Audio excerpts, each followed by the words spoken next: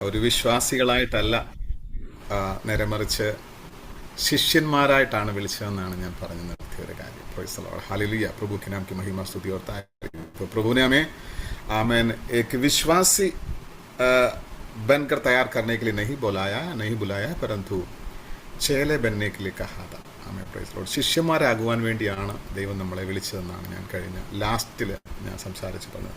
ഈ മീറ്റിങ്ങിലേക്ക് പങ്കെടുക്കാൻ സമയം കിട്ടിയില്ല. നിങ്ങളുടെ മീറ്റിംഗ് ഞാൻ പോസ്റ്റർ ദിവസവും കാണുന്നുണ്ടെങ്കിലും ജോയിൻ ചെയ്യാൻ പറ്റിയിരുന്നില്ല. സ്വത്രം.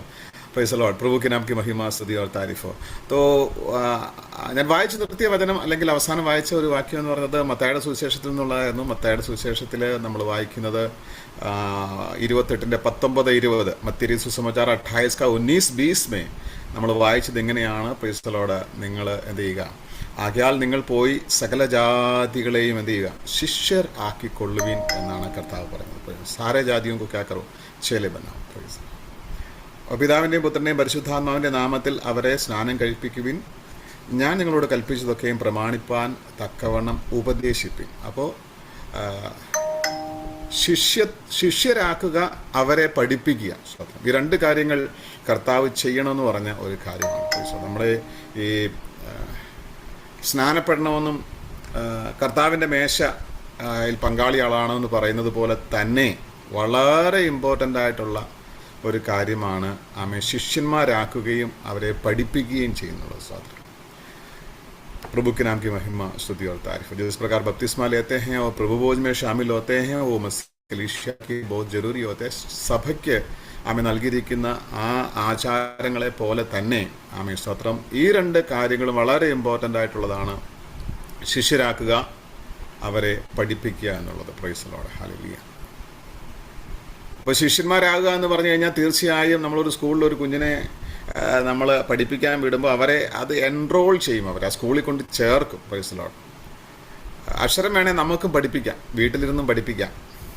കുഞ്ഞുങ്ങളെ പഠിപ്പിക്കുമ്പം ABCD ആണ് പഠിപ്പിക്കുന്നത്, അല്ലെങ്കിൽ ആ എന്നുള്ള അക്ഷരങ്ങളാണ് പഠിപ്പിക്കുന്നതെങ്കിൽ നഴ്സറി സ്കൂളിൽ വിട്ടാൽ പഠിപ്പിക്കുന്നത് തന്നെ വീട്ടിലിരുന്ന് നമുക്ക് പഠിപ്പിക്കാൻ പറ്റും. LKG പഠിപ്പിക്കുന്നത് വീട്ടിൽ ഇരുന്ന് പഠിപ്പിക്കാൻ പറ്റും. പക്ഷേ അതൊരു പ്രോസസ്സ് ആയതുകൊണ്ട് നമ്മൾ എന്ത് ചെയ്യുന്നു? സ്കൂളിൽ അവരെ ചേർക്കുന്നു. പ്രത്യേകമായി അവർക്കതിന് സമയം നമ്മൾ അനുവദിക്കുന്നു. കൊച്ചു കുഞ്ഞാണെന്ന് പറഞ്ഞുകൊണ്ട് നമ്മൾ വീട്ടിലിരുത്തുന്നില്ല. അവർക്ക് പർട്ടിക്കുലർ സമയം അനുവദിച്ചുകൊണ്ട് അവരെ അതിലേക്ക് നമ്മൾ എന്ത് ചെയ്യുന്നു? വിടുന്നു. സ്വത്രം. അപ്പോൾ ആ കുഞ്ഞുങ്ങൾക്ക് ചില പ്രശ്നങ്ങളുണ്ടാകാം, ചില സമയത്തിൻ്റെ ബുദ്ധിമുട്ടുണ്ടാകാം, കൂടുതൽ സമയം ഇരിക്കേണ്ടതായിട്ടുള്ളതാകും. ഇതെല്ലാം ഈ ട്രെയിനിങ്ങിൻ്റെ ഭാഗമാണ്. Price the Lord. അപ്പോൾ ഒരു വിശ്വാസിയെ സംബന്ധിച്ച് ശിഷ്യനായി തീരണമെങ്കിൽ, രക്ഷിക്കപ്പെട്ട ഒരു വ്യക്തിക്ക് ശിഷ്യരായി തീരണമെങ്കിൽ ആമേ ഒരു കുഞ്ഞിനെ പോലെ, അല്ലെങ്കിൽ ഒരു അഡ്മിഷൻ എടുക്കുന്ന ഒരു സ്കൂളിൽ പഠിക്കുന്ന ഒരു കുഞ്ഞിനെ പോലെ അധികം സമയം ചെലവഴിക്കുകയും പഠിക്കുകയും ചെയ്താൽ മാത്രമേ ഒരു ശിഷ്യനായി തീരുവാൻ സാധിക്കത്തുള്ളൂ. വിശ്വാസിയായി തീരുവാൻ നമുക്ക് സാധിക്കും, പക്ഷെ ഒരു ശിഷ്യനായി തീരുവാൻ നമുക്ക് എന്ത് ചെയ്യണം? സമയം നമ്മൾ കൂടുതൽ ചെലവഴിക്കണം. ഈ വിശ്വാസികളായിട്ടാണ് ആദ്യം എന്ത് ചെയ്തത്? ഈ വിശ്വാസികളായിട്ട് ഈ രക്ഷിക്കപ്പെട്ട് വന്ന ഒരു വ്യക്തി ജോ വിശ്വാസ് കിയാ ഹെ, ബപ്തിസ്മ ലിയാ ഹെ, ഉनको लोग मसीह बुलाते थे. പക്ഷേ മസീ ബുലാനെ സെ പെഹലെ വോ കോൺ थे? ചേലെ थे. അല്ലെങ്കിൽ ക്രിസ്ത്യാനി എന്ന പേര് ലഭിക്കുന്നതിന് മുമ്പ് അവർ ആരായിരുന്നു? അവർ ശിഷ്യന്മാരായിരുന്നു. സ്തോത്രം. വിശ്വാസികൾ എന്ന പേര് അല്ലെങ്കിൽ ക്രിസ്ത്യാനി എന്ന പേര് ലഭിക്കുന്നത് അപ്പോസ്തല പ്രവൃത്തി 11:26 प्रेरितों के काम 11:26 നമ്മൾ ഇസ് പ്രകാർ പഠിത്തേ ഹെ. അത് വായിക്കാമോ? സ്തോത്രം. അപ്പോസ്തല പ്രവൃത്തി 11:26 എന്താ എഴുതിയിരിക്കുന്നത്? ശിഷ്യന്മാർക്ക് ക്രിസ്ത്യാനികളെന്ന അന്ത്യോക്യയിൽ വെച്ച് എന്ത് ചെയ്തു? ശിഷ്യന്മാർക്ക് ക്രിസ്ത്യാനികളെന്ന പേര് ലഭിച്ചു, അല്ലേ? Price the Lord. Antakya Hindi में अंताकिया में चेलों को पहली बार क्या बुलाया गया? मसीही कहलाया गया. ക്രിസ്ത്യാനികൾ എന്ന പേര് ലഭിച്ചത് ആർക്കാണ്? ക്രിസ്ത്യാനികൾ എന്ന പേര് ലഭിച്ചത്? ശിഷ്യന്മാർക്കാണ്. വിശ്വാസികളെ അല്ല ശിഷ്യന്മാരെന്ന് വിളിച്ചത്, ശിഷ്യന്മാരെയാണ് വിശ്വാസികളെന്ന് വിളിച്ചത്. വിശ്വാസികളെ, ക്രിസ്ത്യാനികളെ അല്ല ശിഷ്യന്മാരെന്ന് വിളിച്ചത്, ശിഷ്യന്മാരെയാണ് ക്രിസ്ത്യാനികളെന്ന് വിളിച്ചത്. സ്വന്തം. ഇന്ന് ക്രിസ്ത്യാനികൾ ഒരുപാടുണ്ട്, പക്ഷെ ശിഷ്യന്മാർ കുറവാണ്. മനസ്സിലായോ? ഇന്ന് ക്രിസ്ത്യാനികൾ എന്തുണ്ട്? ഒരുപാട് ക്രിസ്ത്യാനികളുണ്ട്, പക്ഷെ ശിഷ്യന്മാർ കുറവാണ്. പക്ഷേ ആദിയിൽ ശിഷ്യന്മാരായിരുന്നു. ആ ശിഷ്യന്മാരെയാ ക്രിസ്ത്യാനി വിളിച്ചത്. ഇന്ന് ശിഷ്യന്മാരുടെ അളവ് കുറവും ക്രിസ്ത്യാനികളുടെ എണ്ണം കൂടുതലുമാണ്. സ്തോത്രം, ഹല്ലേലൂയ. അപ്പോൾ ദൈവത്തിൻ്റെ വചനം പറയുന്നത് ശിഷ്യന്മാരെ ആദ്യമായിട്ട് എന്ത് ചെയ്തു? ക്രിസ്ത്യൻസ് എന്ന് വിളിക്കുവാനിടയായി തീർന്നു. സ്തോത്രം. അപ്പോൾ നമ്മുടെ ജീവിതത്തിൽ നമ്മൾ വിശ്വാസത്തിലേക്ക് കടന്നു വന്നു കഴിയുമ്പോൾ നാം പലപ്പോഴും വിശ്വാസികളായിട്ടാണ് അറിയപ്പെടുന്നത്. നമ്മളെ മറ്റുള്ളവർ എന്തായിട്ട് വിളിക്കുന്ന വിശ്വാസി. हम प्रभु को ग्रहण करने के बाद लोग हमको क्या बुलाना शुरू करते हैं? विश्वासी है. लेकिन हमें होना क्या है? हमें चेला होना. നമുക്ക് ശിഷ്യന്മാരായി തീരണം. Price the Lord, hallelujah. ഒരു ശിഷ്യൻ ആരെ പോലെ ആയിത്തീരണം. അല്ലെങ്കിൽ ശിഷ്യന്മാരെന്ന് പറഞ്ഞത് എപ്പോഴാണ് നമ്മൾ ശിഷ്യൻ്റെ ആ പൂർണ്ണതയിലേക്ക് നമ്മൾ മത്തായിയുടെ സുവിശേഷം 10:24-25 വായിക്കാമോ? അവിടെ എഴുതിയിരിക്കുന്ന ശിഷ്യൻ ഗുരുവിനേക്കാൾ വലിയവനല്ല, ദാസൻ ഗുരുവിനേക്കാൾ വലിയവനുമല്ല. എന്നാൽ ശിഷ്യൻ ഗുരുവിനെ പോലെ ആകുന്നത് മതി എന്ന് പറഞ്ഞാൽ ആ ശിഷ്യത്വത്തിൻ്റെ പ്രത്യേകത എന്ന് പറയുന്നത് ഈ ശിഷ്യന് ഒരു ലക്ഷ്യമുണ്ട്. എന്താണ് ആ ലക്ഷ്യം? ഗുരുവിനെ പോലെ ആകുക എന്നുള്ള ലക്ഷ്യം. ഗുരുവിനെ പോലെ ആകുക എന്നുള്ള ലക്ഷ്യം ഈ ക്രിസ്ത്യാനിത്വത്തിൽ ആ ശിഷ്യന്മാർക്കുണ്ട്. അല്ലെങ്കിൽ വിശ്വാസികളായിരിക്കുന്ന നമുക്ക് ശിഷ്യന്മാരായി തീരുമ്പോൾ, അല്ലെങ്കിൽ ശിഷ്യന്മാരായി തീർന്നു കഴിഞ്ഞാൽ, അല്ലെങ്കിൽ ശിഷ്യന്മാരാകാനുള്ള തീരുമാനമെടുത്താൽ നമ്മുടെ ലക്ഷ്യമെന്ന് പറയുന്നത് ആരാകാനല്ല, ഓൺലൈനിൽ പ്രസംഗിക്കുന്ന ഒരു പ്രസംഗികനെ പോലെ ആകാനല്ല. ആരെ പോലെ ആകാനാ? യേശുവിനെ പോലെ ആകാൻ. നമുക്ക് പലപ്പോഴും സംഭവിക്കുന്നത് എന്താണെന്ന് ചോദിച്ചാൽ, ഓൺലൈനിൽ അല്ലെങ്കിൽ മറ്റു രീതിയിൽ, അല്ലെങ്കിൽ പ്രസിദ്ധനായ ഒരാളെ നമ്മൾ കാണുമ്പോൾ, പ്രസിദ്ധനായ ഒരു ശുശ്രൂഷകനെ കാണുമ്പോൾ നമുക്കും അതുപോലെ ആയാൽ കൊള്ളാമെന്നൊരു ആഗ്രഹം ചിലപ്പോൾ തോന്നാറുണ്ട്. സ്വാഭാവികമാണ്. അവർ സക്സസ് ആണ്, അല്ലെങ്കിൽ അവർ ചെയ്യുന്ന വലിയ കാര്യങ്ങൾ, അവരിലൂടെ വലിയ കാര്യങ്ങൾ സംഭവിക്കുന്നു, അല്ലെങ്കിൽ അവർ പ്രസിദ്ധരായിത്തീരുന്നു, ഒക്കെ കാണുമ്പോൾ നമുക്കും അങ്ങനെ ചെയ്താൽ കൊള്ളാം എന്നൊക്കെ ആഗ്രഹമുണ്ട്. പക്ഷേ നമ്മളെ വിളിച്ചിരിക്കുന്നത് അവരെ പോലെയാകാനല്ല, നമ്മളെ വിളിച്ചിരിക്കുന്നത് ഗുരുവിനെ പോലെയാകാനാണ്. യേശുവിനെ പോലെയാകാൻ എഴുതിക്കുന്നത്. ദാസൻ യജമാനനെ പോലെയാകുന്നത് മതി. അപ്പം ഈ ഗുരുവിനെ പോലെ ആകുമ്പോൾ നമുക്ക് വെറും പഠനം മാത്രമല്ല, അല്ലെങ്കിൽ വായന മാത്രമല്ല, വായിച്ച് മാത്രം പഠിക്കുന്ന ഒരു ശിഷ്യനായിട്ടല്ല നമ്മളെ കർത്താവ് എന്ത് ചെയ്തിരിക്കുന്നത്? ശിഷ്യത്വത്തിലേക്ക് കൊണ്ടുവരുന്നത്. സാധനം വായിച്ച് പഠിക്കുന്ന, നമ്മൾ സ്കൂളിലേക്ക് കുഞ്ഞുങ്ങളെ വിടുമ്പോൾ അവരെന്ത് ചെയ്യുന്നു? പുസ്തകക്കെട്ടുമായിട്ടാണ് പോകുന്നത്. നമ്മുടെ കുഞ്ഞുങ്ങളൊക്കെ പഠിക്കുന്ന പുസ്തകം എടുത്തുകൊണ്ട് പോകാൻ പറ്റത്തില്ല. അത്രയും വെയില്ല, 10-20 കിലോയെങ്കിലും കാണുമെന്ന് എനിക്ക് തോന്നി. അത്രയും വെയിറ്റും കൊണ്ടായപ്പോൾ അത്രയും വലിയ ബുക്ക് രാവിലെ വലിച്ചുകൊണ്ട് അവർ പോകുന്നു, വൈകിട്ട് അത് തിരിച്ചു കൊണ്ടുവരുന്നു. അപ്പം പുസ്തക പഠനമാണ് സ്കൂളിൽ നടക്കുന്നതെങ്കിൽ അതിനേക്കാൾ അപ്പുറമായി ഇതൊരു കർത്താവ് നോക്കണേ, കർത്താവ് എല്ലാം കൂടെ ചേർത്തിട്ട് ഒറ്റ പുസ്തകത്തിൽ നമുക്ക് തന്നിരിക്കുക. എല്ലാം കൂടെ ചേർത്തിട്ട് ഒറ്റ പുസ്തകം. ആർക്ക് വേണേലും, കൊച്ചു പിള്ളേർക്ക് വേണേലും കൊണ്ട് നടക്കാം. Price the Lord, hallelujah. അപ്പോൾ ശിഷ്യന്മാരായിരിക്കും. അപ്പോൾ ശിഷ്യന് ആരെ പോലെ ആകണം? ഗുരുവിനെ പോലെ ആയിത്തീരണം എന്നുള്ളതാണ് ആ നമ്മളെ വിളിച്ച കർത്താവിൻ്റെ ലക്ഷ്യം. കർത്താവിൻ്റെ ലക്ഷ്യമാണത്. Price the Lord. ശിഷ്യൻ ഗുരുവിനെ പോലെ ആയിത്തീരുക, ക്രിസ്തുവിനെ പോലെ ആയിത്തീരുക. അപ്പോൾ നമ്മുടെ ജീവിതത്തിൽ അങ്ങനെ ഗുരുവിനെ പോലെ ആകുവാൻ നമുക്ക് എന്തൊക്കെ ചെയ്താൽ പറ്റും? അല്ലെ, ആരെയാ ഈ ശിഷ്യനായിട്ട് കർത്താവ് വിളിച്ചിരിക്കുന്നത്, അല്ലെങ്കിൽ ആരെക്കുറിച്ചായി ഉദ്ദേശിച്ചിരിക്കുന്നത്? സത്യം എല്ലാവർക്കും പറ്റത്തില്ലെന്നുള്ളതാണ് ഒരു സത്യം. എല്ലാവർക്കും പറ്റത്തില്ല. ആർക്കേ പറ്റത്തുള്ളൂ? റോമാലേഖനം 8-29 വാക്യത്തിൽ, റോമിയോങ്കി പത്രി 8-29 അവിടെ എഴുതിയിരിക്കുന്നത്, സ്തോത്രം, അവൻ എന്ത് ചെയ്തു? മുന്നറിഞ്ഞവരെ തൻ്റെ പുത്രൻ്റെ സ്വരൂപത്തോട് അനുരൂപരാകുവാൻ നിശ്ചയിച്ചു, മുൻകൂട്ടി നിശ്ചയിച്ചു. എങ്ങനെയാ നിശ്ചയം? എന്താണ് നിശ്ചയം? തൻ്റെ പുത്രൻ്റെ സ്വരൂപത്തോട് അനുരൂപമാകുക എന്ന് വെച്ചാൽ ഗുരുവാകുന്ന ക്രിസ്തുവിനോട് ഒപ്പം, അല്ലെ, ക്രിസ്തുവിനോട് അനുരൂപമാകുവാൻ വേണ്ടി മുൻനിശ്ചയിച്ചിരിക്കുന്നത്. അപ്പം നമ്മളെക്കുറിച്ചുള്ള ഒരു വിശ്വാസിയെക്കുറിച്ചുള്ള, അല്ലെങ്കിൽ രക്ഷിക്കപ്പെട്ട ഒരു പൈതലിനെ കുറിച്ചുള്ള ദൈവത്തിൻ്റെ മുൻ നിശ്ചയം എന്താണ്? ആ ദൈവത്തിൻ്റെ മുൻ നിശ്ചയം എന്ന് പറഞ്ഞത് പുത്രൻ്റെ സ്വരൂപത്തോട് അനുരൂപരാകുക എന്നുള്ളതാണ്. യേശു ക്രിസ്തുവിനെ പോലെ ആയിത്തീരുക. മുകളിലല്ല, യേശു ക്രിസ്തു. മുകളിലായി കഴിഞ്ഞാൽ പിന്നെ ലൂസിഫറിനെ പോലെ ആയിപ്പോവും. യേശുവിനേക്കാൾ വലിയ ആളാകണമെന്ന് തോന്നിപ്പോയാൽ പിന്നെ നമ്മൾ നേരെ ലൂസിഫറിൻ്റെ ഗണത്തിലോട്ടായിപ്പോവും. അപ്പം യേശുവിനെ പോലെ ആയിത്തീരുക. സ്വത്രം അങ്ങനെ അവൻ നമ്മളെ എന്ത് ചെയ്തു? മുൻ നിയമിച്ചത് കൊണ്ടാണ്, മുൻ നിശ്ചയിച്ചത് കൊണ്ടാണ്, മുൻ അറിഞ്ഞവരെ കൊണ്ടാണ് നമ്മൾ ഈ ഇതിലേക്ക് വന്നത്. ആ മുന്നറിഞ്ഞ് നമ്മളെ ഈ വിശ്വാസത്തിലേക്ക് കൂട്ടി വരുത്തുമ്പോൾ, നമ്മൾ വിശ്വാസികളായി തീരുമ്പോൾ നമ്മളെക്കുറിച്ചുള്ള ദൈവത്തിൻ്റെ ഇഷ്ടം നാം ക്രിസ്തുവിനെ പോലെ ആയിത്തീരുക. അപ്പോൾ ഡിസൈപ്പിൾഷിപ്പ് എന്ന് പറയുന്നത് എന്തെങ്കിലും ഒരു റൂള് ഫോളോ ചെയ്യുന്നതല്ല. റൂൾ ഫോളോ, അതായത് ഒരു വണ്ടി ഓടിച്ചു പോകുന്ന ഒരാൾക്ക് നോ പാർക്കിംഗ് എന്ന് എഴുതിയിരിക്കുന്ന സ്ഥലം കണ്ടാൽ എന്തു ചെയ്യും? അവിടെ പാർക്ക് ചെയ്യത്തില്ല.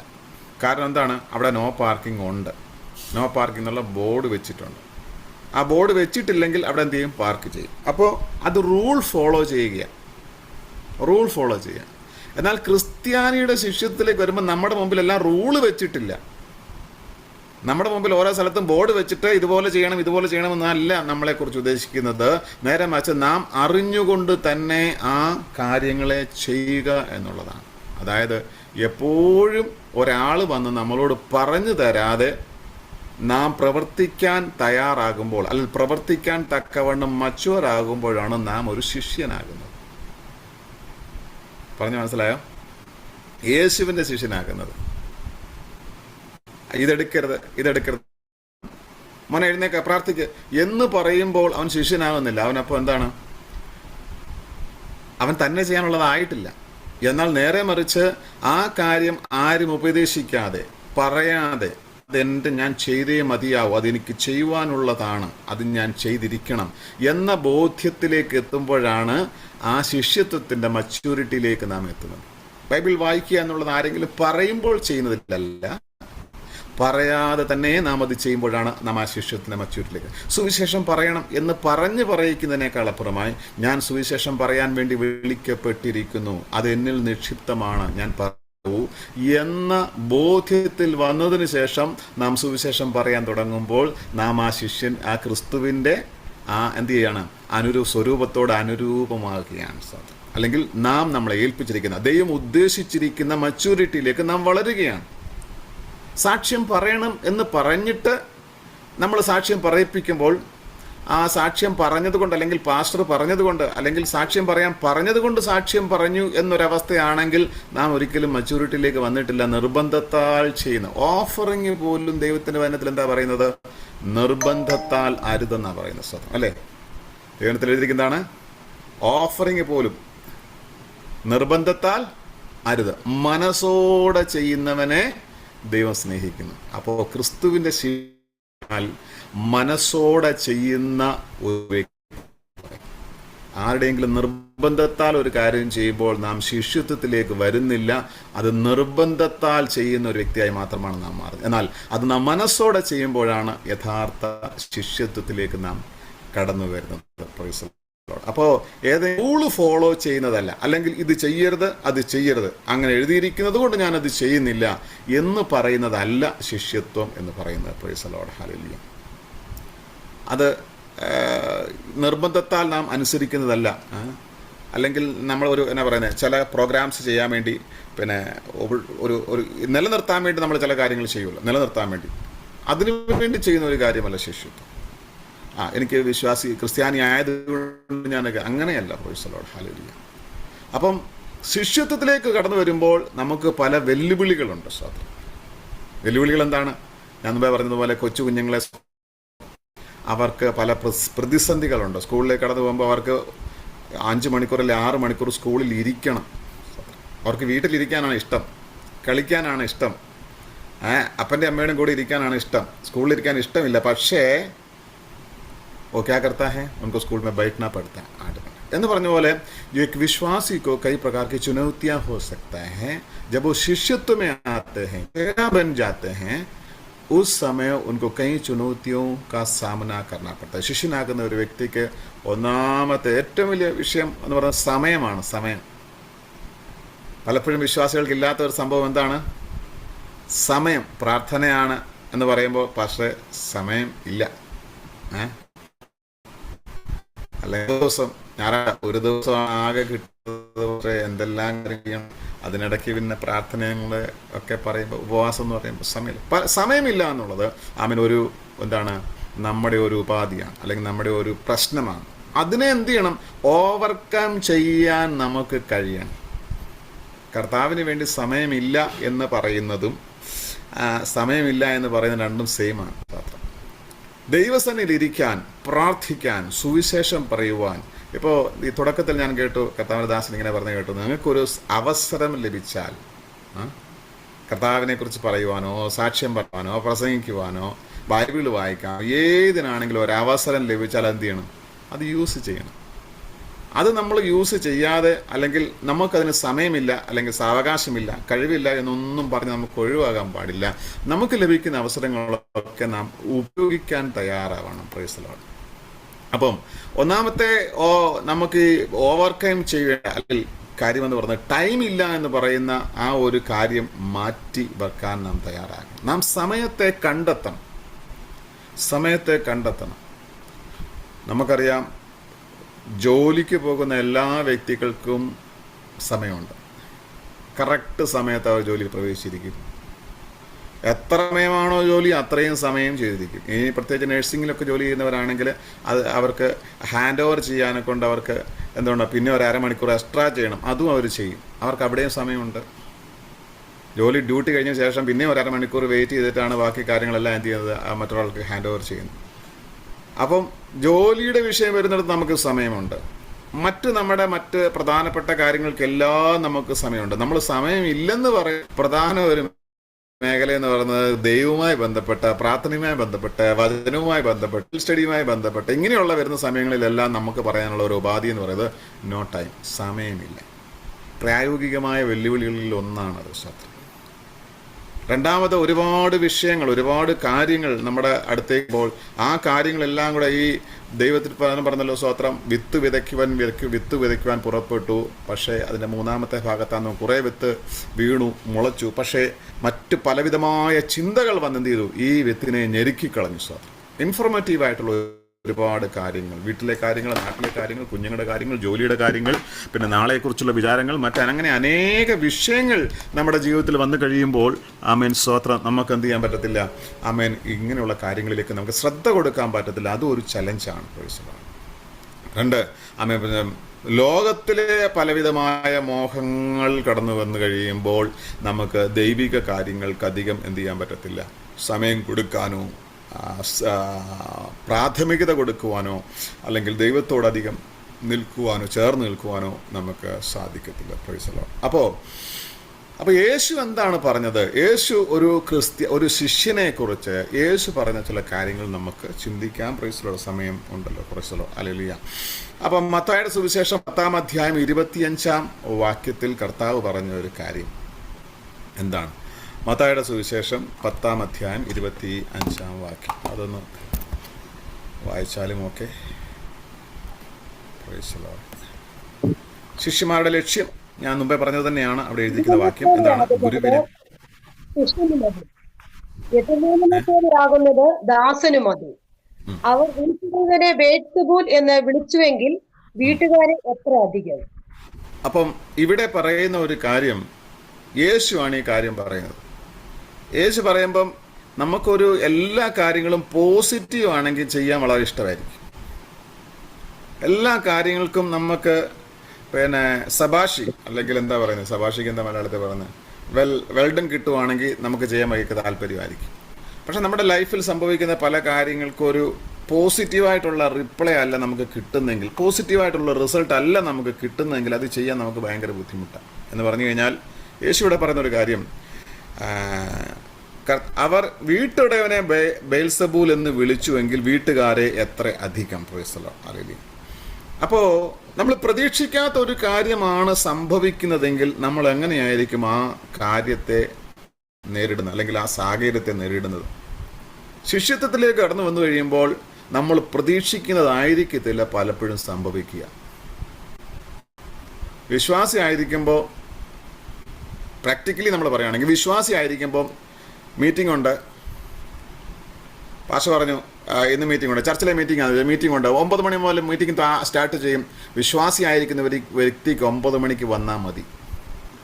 9 മണിക്ക് വന്ന് പ്രാർത്ഥന അല്ലെങ്കിൽ പാട്ട് നടക്കുമ്പോൾ വന്ന് കൂടെ നിന്നു, പാടി, പ്രാർത്ഥിച്ചു, സാക്ഷ്യം പറഞ്ഞു, സാക്ഷ്യം പറയുന്നവർക്ക് സാക്ഷ്യം പറയാൻ പറഞ്ഞു, ആരാധിച്ചു, പ്രാർത്ഥന കഴിഞ്ഞു, പക്ഷേ സ്തോത്രം പോകാം.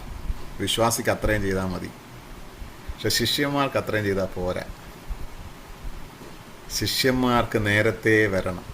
ശിഷ്യന്മാർക്ക് പല കാര്യങ്ങൾ ചെയ്യണം. ശിഷ്യന്മാർക്ക് ആമേന് തറ ചിലപ്പോൾ തുടയ്ക്കേണ്ടി വരും. ശിഷ്യന്മാർക്ക് ആമേൻ ദറി വിരിക്കേണ്ടി വരും. ശിഷ്യന്മാർക്ക് കസേര അടുക്കി വെക്കേണ്ടി വരും. ശിഷ്യന്മാർക്ക് അവിടെ വരുന്നവർക്ക് വെള്ളം കൊടുക്കേണ്ടി വരും. ശിഷ്യന്മാർക്ക് അവിടെ നടക്കുന്ന കാര്യങ്ങളിലെല്ലാം പങ്കാളിയാകണം. അതാണ് ശിഷ്യന്മാരും വിശ്വാസികളും തമ്മിലുള്ള വ്യത്യാസം. വിശ്വാസിക്ക് എന്തില്ല? ഉത്തരവാദിത്വമില്ല. ശിഷ്യന്മാർക്ക് എന്തുണ്ട്? ഉത്തരവാദിത്വമുണ്ട്. സ്തോത്രം, ഹല്ലേലൂയ. അപ്പം ശിഷ്യത്വത്തിലേക്ക് നാം കടന്നു വന്നു കഴിയുമ്പോൾ പാസ്റ്റർ പറഞ്ഞിട്ടല്ല കസേര തുടയ്ക്കേണ്ടത്, പാസ്റ്റർ പറഞ്ഞിട്ടല്ല ദറി വിരിക്കേണ്ടത്. അതാണ് മച്യൂരിറ്റി എന്ന് പറയുന്നത്. അവിടെ ചെയ്യേണ്ട കാര്യങ്ങൾ എന്തെങ്കിലും ബാക്കിയുണ്ടെങ്കിൽ അതാരും പറയാതെ നിർബന്ധത്താൽ അല്ലാതെ നാം ചെയ്യുമ്പോഴാണ് നാം കർത്താവിൻ്റെ വേലയിൽ യേശുവിൻ്റെ ശിഷ്യത്വത്തിലേക്ക് നാം പങ്കാളികളായി തീരുന്നത്. സ്തോത്രം, ഹല്ലേലൂയ. അപ്പോൾ യേശുവിനെ പോലെ ആകുക എന്നാണ് ഇവിടെ യേശു പറഞ്ഞത്. ദാസൻ യജമാനനെ പോലെ. ശിഷ്യന്മാരുടെ ലക്ഷ്യം അവരുടെ ഗുരുവായ യേശു ക്രിസ്തുവിനെ പോലെ ആകുക എന്നുള്ളതാണ്. അപ്പോൾ യേശുവിനെ പോലെ ആകുമ്പോൾ യേശു പിന്നിട്ട, യേശു കടന്നുപോയ പല മേഖലകളിലൂടെ നാം എന്ത് ചെയ്യും? കടന്നു പോരും. Price the Lord. ഇങ്ങനെ എഴുതിയിരിക്കുന്നതാണ്. ഗുരുവിനെ അവരെന്ത് ചെയ്തു? ബെയൽസെബൂൽ എന്ന് വിളിച്ചെങ്കിൽ നമ്മളെ വിളിക്കാം. അപ്പം നമ്മൾ പ്രതീക്ഷിക്കുന്നതല്ല സംഭവിക്കുന്നതെങ്കിൽ നമുക്ക് എത്രത്തോളം അത് കണ്ടിന്യൂ ചെയ്യാൻ പറ്റും എന്നുള്ളതാണ്. കണ്ടിന്യൂ ചെയ്യാൻ പറ്റും. 24 വാക്യങ്ങൾ. അതിൻ്റെ 24 വാക്യം എന്താണ് നമ്മൾ പറയുന്നത്? അതിൻ്റെ 24 വാക്യത്തിൽ ശിഷ്യൻ ഗുരുവിന് മീതെയല്ല, ദാസൻ യജമാനന് മീതെയും അല്ല. പൈസല്ല. അപ്പൊ രണ്ടുപേരും, ശിഷ്യനും ഗുരുവും ഒരേ പാതയിൽ സഞ്ചരിക്കുന്നവരാകണം. ഒരേ പാതയിൽ സഞ്ചരിക്കണം. ഒരേ വാക്യം, ഒരേ ലക്ഷ്യം, ഒരേ പാത. Price the Lord, hallelujah. അങ്ങനെ സഞ്ചരിക്കുവാനാണ് കർത്താവ് നമ്മളെ എന്തിരിക്കുന്നത്? വിളിച്ചിരിക്കുന്നത്. Price the Lord. ഈ ശിഷ്യന് സുവിശേഷം 6-ാം അധ്യായം 40-ാം വാക്യം വായിച്ചാൽ, ലൂക്കോസിന്റെ സുവിശേഷം, ഒരു ശിഷ്യൻ എന്തായിത്തീരും, അല്ലെങ്കിൽ എങ്ങനെയാണ് ഒരു ശിഷ്യത്തിലേക്ക് നാം എത്തിച്ചേരുന്നത്? ലൂക്കോസിന്റെ സുവിശേഷം 6-ാം അധ്യായം 40-ാം വാക്യം, ലൂക്കോസ് 6:40 വായിച്ചാൽ അവിടെ എഴുതിയിരിക്കുന്നത് ഇങ്ങനെയാണ്. സ്തോത്രം, അഭ്യാസം തികഞ്ഞവനെല്ലാം ഗുരുവിനെ പോലെ ആകാം. അപ്പം നമ്മൾ മുമ്പേ കണ്ടത് എന്താണ്? ഗുരുവിനെ പോലെ ആകാനാണ് നമ്മളെ തെരഞ്ഞെടുത്തിരിക്കുന്നത്. അത് മുൻ നിശ്ചയമാണ്, ദൈവത്തിൻ്റെ മുൻ നിശ്ചയമാണ് നാം ഗുരുവിനെ പോലെ ആകുന്നുള്ള. परमेश्वर का योजना है कि हम गुरु के अपने गुरु के समान हो. परमेश्वर की योजना है. अब यहाँ पर लूका सुसमाचार 6 अध्याय का 40 में लिखा है, जो ट्रेनिंग प्राप्त करता है वो क्या बन जाता है? गुरु के समान बन जाता है. അഭ്യാസം തികഞ്ഞവനെല്ലാം ഗുരു. അപ്പോൾ അഭ്യാസം തികഞ്ഞവന് മാത്രമേ ഗുരുവിനെ പോലെ ആകാൻ പറ്റത്തുള്ളൂ. ഓക്കെ, അഭ്യാസം തികഞ്ഞവന് മാത്രമേ ആകാൻ പറ്റത്തുള്ളൂ, പോലെ ആകാൻ പറ്റത്തുള്ളൂ. അപ്പൊ ഗുരുവിനെ പോലെ ആവുക എന്ന് പറഞ്ഞു കഴിഞ്ഞാൽ പ്രാക്ടിക്കൽ ലൈഫ് ഇമ്പോർട്ടൻ്റ് ആണ്. അഭ്യാസം, അല്ലെങ്കിൽ ഈ അഭ്യാസം എന്ന് പറയുമ്പോൾ മറ്റേ അഭ്യാസമല്ല. നമ്മൾ സ്കൂളിൽ പഠിക്കുമ്പോൾ സ്കൂളിൻ്റെ പാഠപുസ്തകത്തിൻ്റെ അവസാനം അഭ്യാസം എന്ന് പറഞ്ഞൊരു കാര്യമുണ്ട്, പ്രാക്ടിക്കലായിട്ട് ചെയ്യുന്ന കാര്യം. ആ അഭ്യാസം നമ്മൾ പ്രാക്ടിക്കൽ ലൈഫിൽ കേട്ട കാര്യങ്ങൾ ലൈഫിലേക്ക് ആപ്ലിക്കേഷനിലായിട്ടുള്ള പ്രാക്ടിക്കൽ നമ്മുടെ ജീവിതത്തിലേക്ക് കൊണ്ടുവന്നാൽ മാത്രമേ ഒരാൾക്ക് ശിഷ്യത്തിൻ്റെ പൂർണ്ണത എത്താൻ പറ്റുള്ളൂ. പ്രാക്ടിക്കൽ ഇല്ലാതെ, ട്രെയിനിങ് ഇല്ലാതെ, അഭ്യാസം ചെയ്യാതെ എന്ത് ചെയ്യാൻ പറ്റത്തില്ല? ഗുരുവിനെ പോലെ ആകാൻ സാധ്യമല്ല. എന്ന് പറഞ്ഞാൽ ബൈബിൾ വായിച്ചത് കൊണ്ടും പ്രാർത്ഥിച്ചത് കൊണ്ടും ഗുരുവിനെ പോലെ ആകാൻ പറ്റത്തില്ല. മീറ്റിങ്ങിൽ അറ്റൻഡ് ചെയ്തുകൊണ്ട് ഗുരുവിനെ പോലെ ആകാൻ പറ്റത്തില്ല. പാട്ട് പാടുന്നത് കൊണ്ട് ഗുരുവിനെ പോലെ ആകാൻ പറ്റത്തില്ല. സ്വത്രം നമ്മുടെ ലൈഫിൽ, പ്രാക്ടിക്കൽ ലൈഫിൽ നാം കടന്നു പോകേണ്ട വഴി കടന്നുമ്പോൾ അതിനെ അഭിമുഖീകരിച്ച് പ്രാക്ടിക്കലായി അതിൽ തികവ് പ്രാപിക്കുമ്പോൾ മാത്രമേ നമുക്ക് ഗുരുവാകാൻ പറ്റത്തുള്ളൂ. അതുവരെ വിശ്വാസമായി തന്നെ പോയിക്കൊണ്ടിരിക്കും. പ്രൈസ്. അപ്പം അഭ്യാസം തികഞ്ഞവൻ. അപ്പോൾ എന്താണ്? നമുക്ക് ഓരോ ദിവസവും ട്രെയിനിങ് ഉണ്ടെന്നാണ് അത് പറയുന്നത്. ആ ട്രെയിനിങ്ങിലൂടെ നാം കടന്നു പോയാലേ നമുക്ക് എന്ത് ചെയ്യാൻ പറ്റത്തുള്ളൂ. ആമേൻ, പ്രൈസ് ദി ലോർഡ്. നമ്മളെങ്ങനെയാ എങ്ങനെയാണ് നമുക്ക് ഈ ട്രെയിനിങ് നമുക്ക് ലഭിക്കുന്നത്? എവിടുന്ന് നമുക്ക് ട്രെയിനിങ് പ്രാപിക്കുന്നത്? സ്വത്രം ഹല്ലേലൂയ. യോഹന്നാന്റെ സുവിശേഷം 8-ാം അധ്യായം 31-ാം വാക്യത്തിൽ നമ്മളിങ്ങനെ വായിക്കുന്നു. യോഹന്നാൻ 8:31 വായിക്കുന്നത്, തന്നിൽ വിശ്വസിച്ച യഹൂദന്മാരോട് യേശു പറഞ്ഞത്, എൻ്റെ വചനത്തിൽ നിലനിൽക്കുന്നു എങ്കിൽ നിങ്ങൾ വാസ്തവമായി എൻ്റെ ശിഷ്യന്മാരായി. ആദ്യം സത്യം അറിയുകയും സത്യം നിങ്ങളെ സ്വതന്ത്രമാക്കി, അത് രണ്ടാമത്തെ ആക്കാം. പക്ഷെങ്കിൽ ശിഷ്യന്മാരാകണമെങ്കിൽ വചനത്തിൽ നിലനിൽക്കണം. വചനത്തിൽ നിലനിൽക്കാത്ത വ്യക്തിക്ക് ശിഷ്യനാകാൻ സാധ്യമല്ല. അപ്പം നമ്മുടെ ലൈഫിലെ മാനുവൽ അല്ലെങ്കിൽ നമുക്ക് ലഭിച്ചിരിക്കുന്ന price the Lord guide lines എന്ന് പറയുന്നത് വചനമാണ്. അപ്പോൾ ഒരു ശിഷ്യൻ എന്ന് പറഞ്ഞാൽ ആ ശിഷ്യൻ വചനത്തിൽ നിലനിൽക്കുന്ന വ്യക്തിയായി. വചനം വിട്ട് മാറിപ്പോകുമ്പോൾ ശിഷ്യത്വത്തിൽ നാം പുറത്തേക്കായി, നമ്മുടെ ട്രാക്ക് മാറി, നമ്മൾ ട്രെയിനിങ്ങിന് പുറത്തായി. ട്രെയിനിങ് ഇല്ലാതെ ഈ നോർത്ത് ഇന്ത്യയിലൊക്കെ ഒരുപാട് ഡോക്ടേഴ്സ് ഉണ്ട്, പഠിക്കാത്ത ഡോക്ടേഴ്സ്. അവരെന്ത് ചെയ്തിട്ടില്ല? പഠിച്ചിട്ടില്ല. പക്ഷേ അവരെന്ത് ചെയ്തിട്ടുണ്ട്? ഡോക്ടർമാരുടെയൊക്കെ കൂടെ നിന്ന് കുറച്ച് മരുന്നും കാര്യങ്ങളൊക്കെ പഠിച്ചിട്ടുണ്ട്. അതുകൊണ്ട് അവർക്ക് എന്ത് ചെയ്യാൻ പറ്റും? അവർക്ക് ആ മരുന്നിനെക്കുറിച്ച് അറിയാം. അപ്പം പനിക്കുള്ള മരുന്ന് 10 പ്രാവശ്യം നമ്മൾ മെഡിക്കൽ സ്റ്റോറിൽ ചെന്ന് വാങ്ങിച്ച് കഴിയുമ്പോൾ നമുക്കിനി ആരും പറയാതെ അറിയാം പനിക്കുള്ള മരുന്ന് ഇന്നതാണെന്നുള്ള കാര്യം. അപ്പോൾ ആരെങ്കിലും പനിയാന്ന് പറഞ്ഞാൽ അവരോട് പറയും ഈ ടാബ്ലറ്റ് വാങ്ങിച്ച് കഴിച്ചാൽ മതി. അപ്പോൾ അങ്ങനെ നമ്മൾ പറയുന്നത് കൊണ്ട് അവർ വിചാരിക്കും നമുക്ക് മരുന്നിനെക്കുറിച്ച് ഭയങ്കര വിചാരമാണ് എന്ന് അവർ വിചാരിക്കും. പക്ഷേ നമുക്ക് ഒരു കാര്യം മാത്രമേ നമുക്കറിയത്തുള്ളൂ, പനിക്കുള്ള മരുന്ന് ഇല്ലാന്നേ അറിയത്തുള്ളൂ. പനിക്കുള്ള വേറെ മരുന്നുണ്ടോ നമുക്കറിയത്തില്ല, മറ്റസുഖങ്ങൾക്കുള്ള മരുന്ന് നമുക്കറിയത്തില്ല. കാര്യം എന്താണ്? നമുക്ക് ട്രെയിനിങ് ലഭിച്ചിട്ടില്ല. അപ്പോൾ വചനത്തിൽ നിലനിൽക്കാത്ത ഒരാൾ ഇതുപോലെയാണ്. എങ്ങനെ? ചില കാര്യങ്ങളെക്കുറിച്ച് ചിലപ്പോൾ അറിവ് കാണുമായിരിക്കും, ചില കാര്യങ്ങളെക്കുറിച്ച് ഓക്കെ ആയിരിക്കും, ചില കാര്യങ്ങൾ അറിയാം. അപ്പോൾ നമ്മൾ കാണുന്നവർ വിചാരിക്കുന്നത് എന്തായിരിക്കും? ഓ, ഇദ്ദേഹത്തിന് നല്ല അറിവാണ്, ഇദ്ദേഹത്തിന് നല്ല കഴിവാണ്, ഇത് യേശുവിൻ്റെ ശിഷ്യന്മാരാണ്. അങ്ങനെയല്ല വചനത്തിൽ നിലനിൽക്കുന്ന, വചനത്തിൽ പ്രാഗൽഭ്യം പ്രാപിക്കുകയും വചനത്തെ അതുപോലെ ജീവിതത്തിൽ അപ്ലൈ ചെയ്യുമ്പോൾ മാത്രമേ ഒരാൾക്ക് ശിഷ്യനായിരിക്കുവാൻ സാധിക്കത്തുള്ളൂ. Price the Lord. ഹല്ലേലൂയ. ഒരു വാക്യം കൊണ്ട് വായിക്കാം. ലൂക്കോസിന്റെ സുവിശേഷം 14-ാം അധ്യായം 26-ാം വാക്യം. ലൂക്കോസ് 16:24, 14:26, 14:26. നീയോ വേദന അനുഭവിക്കുന്നു, അത്രയുമല്ല ഞങ്ങൾക്കും നിങ്ങൾക്കും നടുവേ. അല്ലല്ല, 14-ാം അധ്യായം 26-ാം വാക്യം. ലൂക്കോസ് 14:26. എന്റെ അടുക്കൽ വരികയും അപ്പനെയും അമ്മയെയും ഭാര്യയെയും മക്കളെയും സഹോദരന്മാരെയും സഹോദരികളെയും ജീവനെയും കൂടെ പയക്കാതിരിക്കുകയും ചെയ്യുന്നവന് എന്റെ ശിഷ്യന്മാരായിരിക്കാൻ കഴിയുകയില്ല. മതി, അത്ര നിൽക്കട്ടെ. Price the Lord. അപ്പൊ ഇവിടെ നമ്മൾ വായിക്കുന്നത് ശിഷ്യന്മാരായിരിക്കുന്നതിന് ഞാൻ പറഞ്ഞല്ലോ, നമുക്ക് വചനത്തിൽ നിലനിൽക്കണം. അപ്പൊ ഇവിടെ പറയുന്ന ഒരു വചനം, എൻ്റെ അടുക്കൽ വരികയും അപ്പനെയും അമ്മയെയും ഭാര്യയെയും മക്കളെയും സഹോദരന്മാരെയും സഹോദരികളെയും സ്വന്തം ജീവനെയും കൂടെ പകയ്ക്കാതിരിക്കുകയും ചെയ്യുന്നവന് എൻ്റെ ശിഷ്യനായിരിക്കാൻ കഴിയുകയില്ല. അപ്പം കർത്താവിലേക്ക് വരുന്ന ഒരു വ്യക്തി പിന്നെ അപ്പനെയോ അമ്മയോ ഭാര്യയോ മക്കളെയോ സഹോദരന്മാരെയോ സഹോദരിമാരെയോ ഇതൊന്നും അവരുമായിട്ടൊന്നും യാതൊരു ബന്ധം ഉണ്ടാകരുതെന്നാണോ അതിൻ്റെ പറയുന്നതിൻ്റെ അർത്ഥം? അല്ല, തീർച്ചയായും അങ്ങനെയല്ല. നേരെ മറിച്ച് നമ്മുടെ പ്രാക്ടിക്കൽ ലൈഫിൽ വരുമ്പോൾ സ്വത്രം നമ്മൾക്ക് കർത്താവിനെ നാം എങ്ങനെയാണ് സ്നേഹിക്കുന്നത്, കർത്താവിന് എത്രത്തോളം നമ്മൾ പ്രാധാന്യം കൊടുക്കുന്നു എന്നുള്ളതാണ് ഇവിടുത്തെ പ്രധാന കാര്യം. ഭൗമികമായ ബന്ധങ്ങളെക്കാൾ ഉപരിയായി പത്രോസിനോട് കർത്താവ് അതായി ചോദിച്ചത്. ആദ്യത്തെ ചോദ്യത്തിൽ എന്താ ചോദിച്ചത്? ശീമോന്റെ മകനായ ശീമോനെ, നീ എന്ത് ചെയ്യുന്നു? എന്നെ സ്നേഹിക്കുന്നു. അപ്പോൾ പറഞ്ഞു, എന്താ സംശയം? അതിനകത്ത് യാതൊരു സംശയം ഇല്ലാത്ത കാര്യം, ഇത് ചോദിക്കേണ്ട ആവശ്യമുണ്ടോ? സ്വത്രം കർത്താവിനെ സ്നേഹിക്കുന്നുണ്ടല്ലേ കർത്താവിൻ്റെ പിന്നെ വരുന്നത്, കർത്താവിൻ്റെ പിന്നാലെ വരുന്നത്. കർത്താവെ, ഞാനല്ലേ മൽക്കോസിൻ്റെ കാത് വെട്ടിയത്, എനിക്ക് സ്നേഹമില്ലാഞ്ഞിട്ടാണോ? കർത്താവിനോട് സ്നേഹമില്ലാഞ്ഞിട്ടാണോ? കർത്താവ്, എനിക്ക് സ്നേഹമുണ്ട്, സ്വത്രം. പക്ഷെ രണ്ടാമത് ഒന്നുകൂടെ യേശു ചോദിച്ചു, പത്രോസ്, നീ എന്നെ സ്നേഹിക്കുന്നു?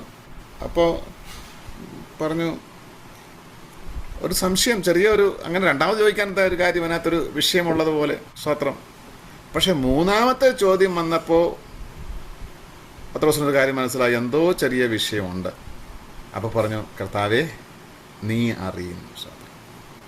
ഇതിലെല്ലാം അധികമായി നീ എന്നെ സ്നേഹിക്കുന്ന കർത്താവിൻ്റെ ചോദ്യം ഇവരിലെല്ലാം അധികമായി, ഇതിലെല്ലാം അധികമായി നീ എന്നെ സ്നേഹിക്കുന്നു എന്ന് വെച്ചാൽ ബാക്കിയുള്ളതൊക്കെ ഉള്ളപ്പോൾ തന്നെ അതിനേക്കാൾ ഉപരിയായിട്ടാണോ സ്നേഹിക്കുന്നത്?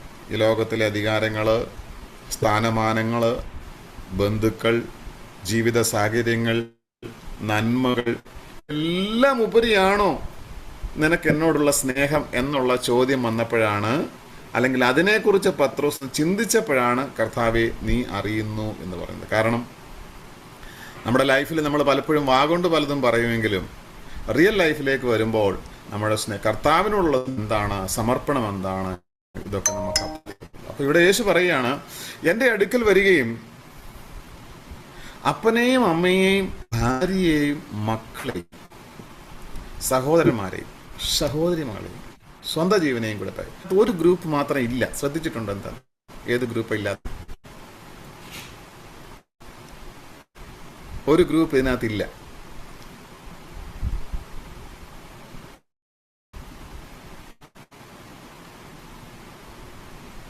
ഓക്കെ, നിങ്ങൾ പിന്നെ ഒന്ന് വായിച്ച് നോക്കിയാൽ മതി, ശ്രദ്ധിക്കാൻ നേരം മനസ്സിലാവും ഏത് ഗ്രൂപ്പ് ഇല്ലാത്ത സത്യം. അപ്പോൾ എൻ്റെ അടുക്കൽ വരികയും അപ്പനെയും അമ്മയെയും ഭാര്യയെയും മക്കളെയും സഹോദരന്മാരെയും സഹോദരികളെയും സ്വന്തം ജീവനെയും കൂടെ പകയ്ക്കാതിരിക്കുകയും ചെയ്യുന്നവന് എൻ്റെ ശിഷ്യനായിരിക്കാൻ കഴിയുകയില്ല. സ്തോത്രം.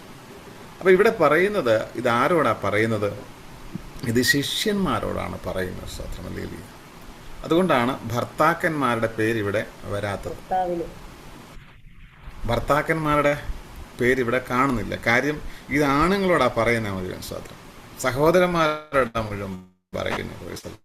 സഹോദരിമാരോടായിരുന്നെങ്കിൽ ഭർത്താവിൻ്റെ പേരും കൂടെ വന്നേനെ, ഭർത്താക്കന്മാരെ ഉപേക്ഷിക്കാത്തതിന്. അപ്പോൾ ശിഷ്യന്മാരോടാണ് ഇത് പറയുന്നത്. അതുകൊണ്ടാണ് പറയുന്നത് അപ്പനെയും അമ്മയെയും സഹോദരന്മാരെയും സഹോദരിമാരെയും ഭാര്യയെയും മക്കളെയും സ്വന്തം ജീവനെയും കൂടെ പയക്കാതിരിക്കുന്നവൻ എന്ത് ചെയ്യാം? എൻ്റെ ശിഷ്യനായിരിക്കാൻ കഴിയത്തില്ല. അപ്പോൾ ഇവിടുത്തെ ഗ്രൂപ്പ് എന്ന് പറഞ്ഞത് വലിയൊരു ഒരു ഒരു ഒരു ഗ്രൂപ്പാണ്. വലിയ ഗ്രൂപ്പ് എന്ന് പറഞ്ഞാൽ എന്താ? വളരെ ക്ലോസ് ആയിട്ടുള്ള റിലേഷൻഷിപ്പാണ് പറയുന്നത്.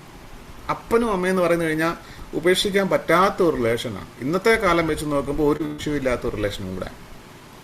പണ്ടത്തെ കാലം വെച്ച് നോക്കുമ്പോൾ അപ്പനും അമ്മയെന്ന് പറഞ്ഞു കഴിഞ്ഞാൽ ഒരു വലിയ ക്ലോസ് റിലേഷനാണ്, ഒരിക്കലും ഉപേക്ഷിക്കാൻ പറ്റാത്ത ഒരു റിലേഷനാണ്. പക്ഷേ ഇന്നത്തെ കാലത്തെ വെച്ച് നോക്കുമ്പം അപ്പനും അമ്മയ്ക്ക് എന്തില്ല? വലിയ വിലയൊന്നുമില്ല. ഏത് സമയത്ത് ഉപേക്ഷിക്കാൻ എല്ലാവരുടെയാണ്. അപ്പനും അമ്മയെ ഉപേക്ഷിക്കുന്ന കാര്യങ്ങൾ ഇഷ്ടംപോലെ നമുക്ക് കേൾക്കാനും സാധിക്കുന്നുണ്ട്. മക്കളുടെ വിഷയം അങ്ങനെ തന്നെ. മക്കളെ ഉപേക്ഷിക്കാനോ യാതൊരു പ്രശ്നവും ഇല്ല. സാധാരണ അപ്പോൾ അപ്പനെയും അമ്മയും അപ്പോൾ ഇങ്ങനെ കർത്താവിന് വേണ്ടി ഉപേക്ഷിക്കുന്ന കാര്യമായി പറയും.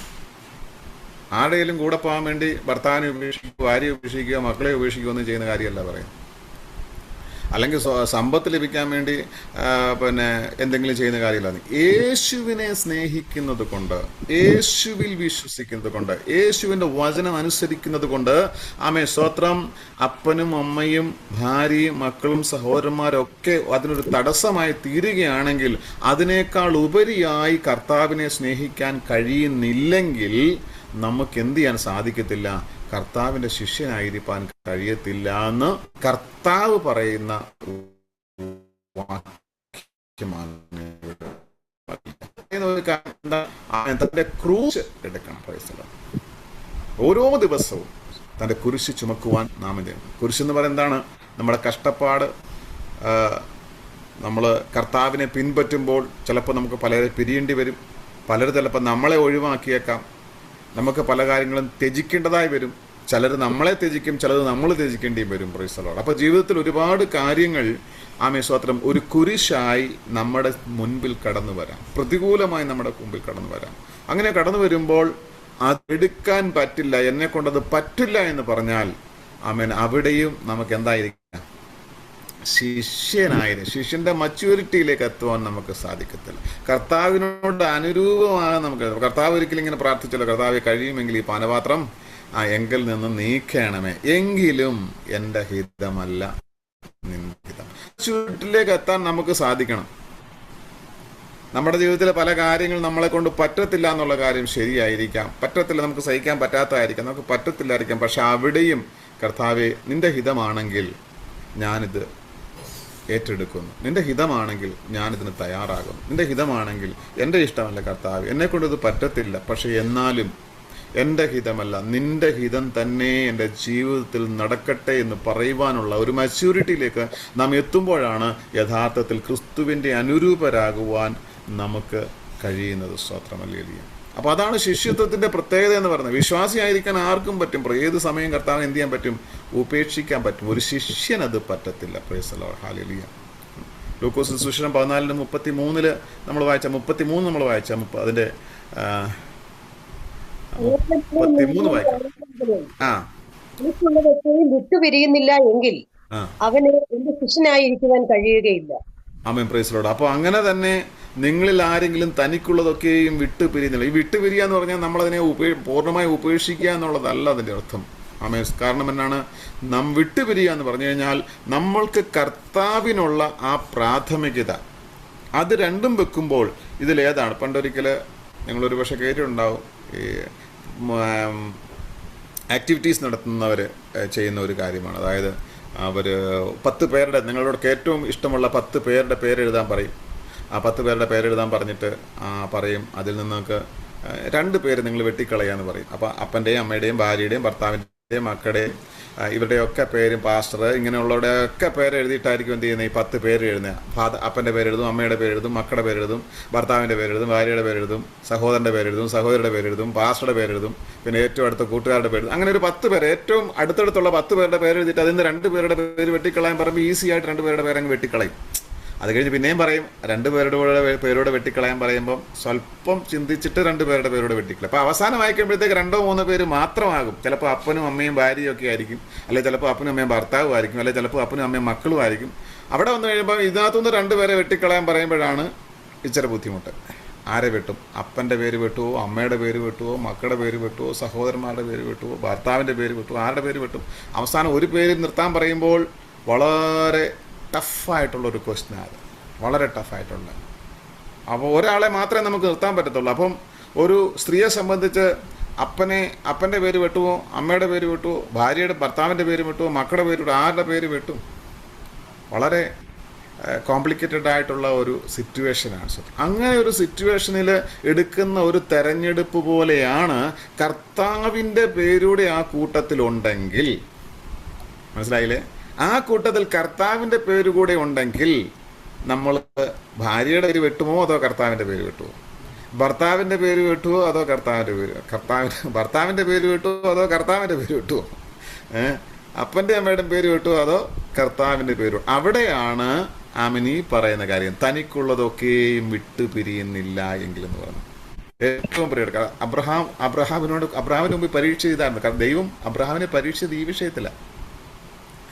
അബ്രഹാമിന് കൊടുത്ത വാഗ്ദത്തം എന്താ? വാഗ്ദത്തം കൊടുത്തത് നിന്റെ സന്തതിയിൽ നിന്ന് എന്ത് ചെയ്യും? ആമേ സ്തോത്രം, നിന്റെ സന്തതി ഞാൻ ആകാശത്തിലെ സന്തതിയെ പോലെ ആക്കും എന്നുള്ള വാഗ്ദത്തം കൊടുത്തിട്ടാണ് ഇസഹാക്കിനെ കൊടുക്കുന്നത്. പക്ഷെ അതിനുശേഷം ആ ഇസഹാക്കിനെ യാഗം കഴിക്കാൻ പറയുമ്പോൾ തനിക്കുള്ളതിനെ വിട്ടുപിരിയുന്ന ഒരവസ്ഥയിലേക്കാണ് വരുന്നത്. ആ സമയത്ത് ദൈവമുണ്ട്, ഇസഹാക്കുണ്ട്. ഏത് പേര് വെട്ടണം? വേണമെങ്കിൽ ചിന്തിക്കാം. ദൈവം പറഞ്ഞ വാഗ്ദത്തം എന്താണ്? ഇസഹാക്കിലൂടെ സകല സന്തതികളും അനുഗ്രഹിക്കപ്പെടും എന്ന് പറഞ്ഞ സ്ഥിതിക്ക് പിന്നെ ഈ ഇസഹാക്കിനെ യാഗം കഴിക്കാൻ പറയുന്നത് ദൈവമായിരിക്കാൻ സാധ്യതയുണ്ടോ? നമ്മളെ സംബന്ധിച്ചാണെങ്കിൽ ആ സാഹചര്യം നമ്മളാണെങ്കിൽ തീർച്ചയായും നമ്മൾ ചിന്തിക്കാൻ സാധ്യത ഇതാണ്. തീർച്ചയായും ചിന്തിക്കാൻ സാധ്യത എന്ന് പറയാൻ കാര്യം എന്താണെന്നറിയോ? അബ്രഹാം ദൈവത്തോട് മുഖാമുഖമായി സംസാരിക്കുമായിരുന്നു. നമ്മൾ പ്രാർത്ഥിക്കുമെങ്കിലും അബ്രഹാമിന് ദൈവവുമായിട്ടുള്ള ബന്ധം പോലത്തെ ബന്ധം നമുക്കില്ല. ആദിമകാലങ്ങളിലെ പ്രവാചകന്മാർ ദൈവത്തോട് മുഖാമുഖം, നമ്മളിപ്പോൾ ഇരുന്ന് ഈ സൂമിൽ സംസാരിക്കുന്നത് പോലെ തന്നെ ദൈവത്തോട് സംസാരിക്കുന്ന ജീവിതമായിരുന്നു അവരുടേത്. ആ മുഖം അങ്ങോട്ടും ഇങ്ങോട്ടും. നമുക്കിപ്പോൾ അങ്ങോട്ട് മാത്രം പ്രാർത്ഥനയുള്ളൂ, ഇങ്ങോട്ടൊന്നും കേൾക്കാറില്ല. നമ്മൾ 1 മണിക്കൂർ അങ്ങോട്ട് പ്രാർത്ഥിച്ചാലും ഇങ്ങോട്ട് എന്ത് ചെയ്യുന്നില്ല, ഒന്നും കേൾക്കുന്നില്ല. നമ്മൾ മണിക്കൂറുകൾ പ്രാർത്ഥിക്കുന്നുണ്ടെങ്കിലും ഇങ്ങോട്ട് എന്തെങ്കിലും കേൾക്കുന്നുണ്ടോ എന്ന് ചോദിച്ചു കഴിഞ്ഞാൽ ഇങ്ങോട്ട് ഊഹാപോഹങ്ങൾ മാത്രമേ ഉള്ളൂ. വ്യക്തമായ കൃത്യമായ ശബ്ദ ശ്രവണത്തിലൂടെ ദൈവം സംസാരിച്ച അനുഭവങ്ങൾ ഉണ്ടോ എന്ന് ചോദിച്ചാൽ 100-ൽ ഒരാളെങ്കിലും പറഞ്ഞു. വളരെ വളരെ ഡിഫിക്കൽട്ടായിട്ടുള്ളൊരു ക്വസ്റ്റ്യനാണത്. ദൈവം എന്തെങ്കിലും നിങ്ങളോട് സംസാരം ചോദിച്ചാൽ വാസ്തവം പറഞ്ഞാൽ നമ്മുടെ ഹൃദയത്തിൽ വന്ന തോന്നലും അല്ലെങ്കിൽ അങ്ങനെയുള്ള കാര്യങ്ങളാണ്. അല്ലെങ്കിൽ പഴയ നിയമത്തിലെ പോലെ ദൈവം മുഖാമുഖമായി സംസാരിച്ച കാര്യം ദൈവം വ്യക്തമായി ഒരു വ്യക്തിയോട് സംസാരിക്കുന്നത് പോലെ സംസാരിക്കുന്ന അനുഭവങ്ങൾ പലപ്പോഴും നമ്മുടെ ജീവിതത്തിൽ ഇല്ല.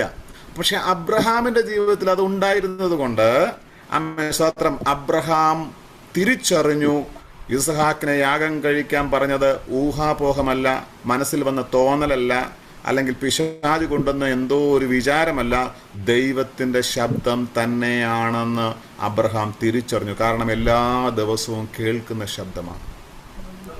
പക്ഷെ നമ്മളെ സംബന്ധിച്ച് അബ്രഹാമിന്റെ സ്ഥാനത്ത് നമ്മളാണെങ്കിൽ, ഈ കാലഘട്ടത്തിലാണെങ്കിൽ നമ്മൾ പറഞ്ഞേനെ, എടാ അത് തീർച്ചയായും ദൈവമാകാൻ സാധ്യതയില്ല.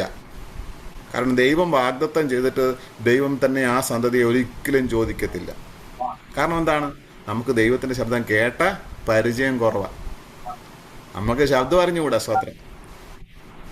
അപ്പോൾ അങ്ങനെ തന്നെ നിങ്ങളിൽ ആരെങ്കിലും തനിക്കുള്ളതൊക്കെയും വിട്ടുപിരിയുന്നില്ലെങ്കിൽ, സ്തോത്രം, എഴുതിയിരിക്കുന്ന എന്താണ്?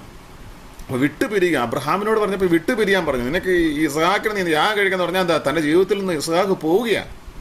പക്ഷെ ആ സാഹചര്യത്തിലും എന്ത് ചെയ്തില്ല? അബ്രഹാം ദൈവത്തിന് തന്നെ പ്രാധാന്യം കൊടുത്തു.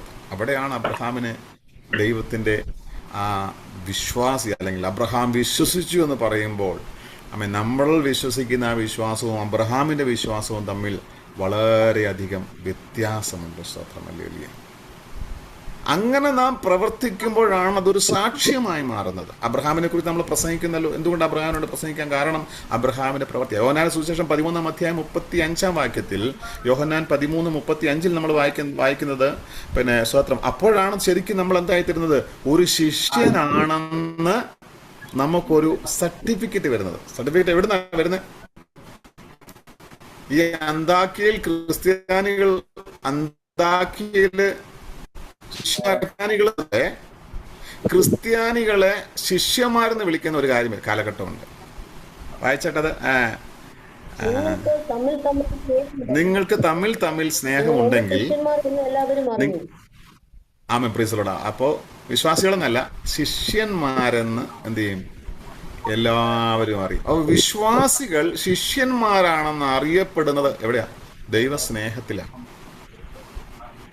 അപ്പോൾ ദൈവസ്നേഹമില്ലാത്ത ഒരു സ്ഥലം വന്നു കഴിയുമ്പോൾ അവിടെ നമുക്ക് വിശ്വാസികളെന്നൊരു പക്ഷെ അറിയപ്പെടാൻ പറ്റും, പക്ഷെ ശിഷ്യനെന്ന് എന്ത് ചെയ്യാൻ പറ്റത്തില്ല?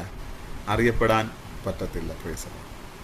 അപ്പോൾ ഫലമില്ലാത്തവരാരും ആരാകത്തില്ല? ശിഷ്യനാകത്തില്ല. വിശ്വാസിയാകാൻ പറ്റും. യോഹന്നാന്റെ സുവിശേഷം തന്നെ 15-ാം അധ്യായത്തിന്റെ 8-ാം വാക്യത്തിൽ പറയുന്നത്, ഒരു ശിഷ്യൻ എന്ത് ചെയ്യുമെന്ന് പറഞ്ഞ് വളരെ ഫലം കായ്ക്കും എന്ന് എഴുതിയിരിക്കുന്നു.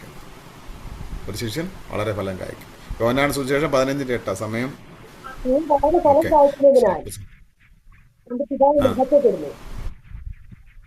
അപ്പൊ നമ്മുടെ കർത്താവിനെ മഹത്വപ്പെടുത്തുവാൻ നാം സ്വോത്രം പറഞ്ഞത് കൊണ്ട് മാത്രം കാര്യമായില്ല. വിശ്വാസികളാണെങ്കിൽ എന്ത് ചെയ്താൽ മതി? സ്വോത്രം പറഞ്ഞാൽ മതി. വിശ്വാസികളാണെങ്കിൽ പാട്ട് പാടിയാൽ മതി. പക്ഷേ ശിഷ്യന്മാരാണെങ്കിൽ എന്ത് ചെയ്യണം? ഫലം കായ്ക്കണം.